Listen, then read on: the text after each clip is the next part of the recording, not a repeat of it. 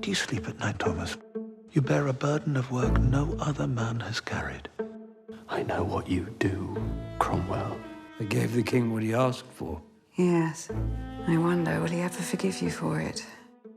We left Cromwell at the end of War 4, right after the execution of Anne Boleyn. Someone who he really liked, actually, not just because Claire Foy was playing Anne Boleyn, but because she was super intelligent and very cultured. Right after that was a long walk to meet Henry VIII, and then an embrace from Henry VIII, from Damien Lewis, and a sense of foreboding, I suppose, that who's he going to blame things on now? He's a traitor and an ingrate, and I want him dead. We pick up with Henry the same day as the end of last series. He was under great pressure politically because he had divorced Catherine of Aragon in order to marry Anne Boleyn.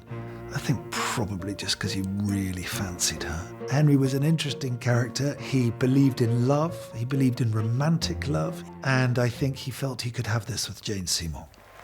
At the beginning of The Mirror and the Light, they married, but I think she would have felt very vulnerable and her position would have been very fragile because everything rests on her providing him with the much desired son and heir. There's a huge amount of hope and she brings in a new chapter, but I think everything is a little fragile until she becomes pregnant.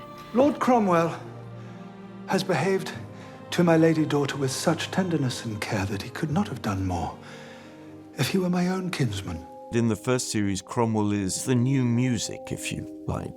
He's the rebel, the person who speaks truth to power. But in the second series, Cromwell is the power. He's the establishment. And as Henry becomes increasingly frustrated with the various political vicissitudes of the time, virtually the only person he can dump his frustration on is Thomas Cromwell. Work his discredit now with the king, my lord. Destroy him. The chance it may not come again. You have the first season and then this season really explodes it and you're really playing with everything that's been built up already and you're really exploring all these different avenues in a deeper way, I feel.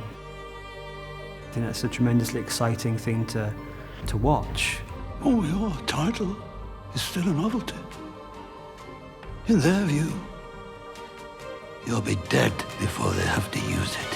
What I hope people get from this is you look at a cult, you look at people who are living in a milieu of intrigue, of easy death, of revenge, of switching allegiances, of all this amazing power.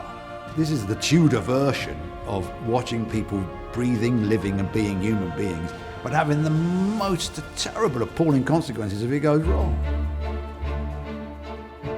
Lord Cromwell, you are grown very grand. You have put all your strength into saying no. Now you must say yes. At the beginning of The Mirror and the Light, she's in this real space of turmoil where she's faced with this extraordinary decision. If you don't accept your father as head of the church, your mother as not legitimately queen, your claim to the throne as null and void. So to betray, as Mary sees it, her beloved mother, her God, and herself, this is the predicament that she finds herself in. The first one is basically the rise of Cromwell, and everything is, well, not everything, but everything's hunky-dory, everything's good. And this is the beginning of the fall of Cromwell. So they've got quite a different mood to them, I think. It's just 9 years later, but there is definitely a different feel on set, and I think that comes from the fact that it's a lot more somber. So if you're coming in straight from not having seen the first one, go back and watch the first one. It's a lot more happy, and then it will prep you for the enjoyable misery that is to come.